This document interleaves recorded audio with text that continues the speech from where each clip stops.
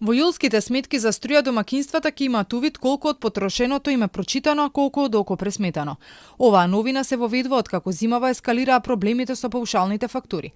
Ова во моментов е една од опциите со која граѓаните би требало да добијат појасна слика како се мери струјата која ја потрошиле во месецот, додека да се инсталираат паметни броила за кои ќе биде потребно 10 години.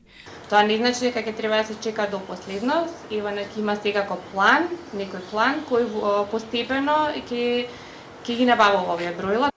Од електродистрибуција уверува дека трошокот за промена во сметките граѓаните минимално ќе го почувствувале. Веројатно согласно новата технологија, првите броила треба да се очекуваат за некои 2 години, бидејќи само тендерската постапка трае околу 1 година. Предходно регулаторна побара од дистрибуција да направи пресметка колку би ги чинело редовно читање на броилата.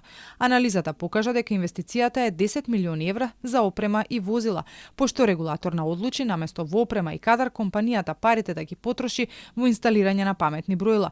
До тогаш електродистрибуција ќе продолжи да ги чита, но упатство ќе добијат и граѓаните. Очекувањата се дека овие уреди ќе помогнат да се намалат и загубите на струја кои се уште се над 10%. Лани тие чинеле околу 90 милиони евра. До 2033 година треба да бидат едноцифрени. Според анализите, најмногу загуби има во Скопје, Гостивар и во Штип.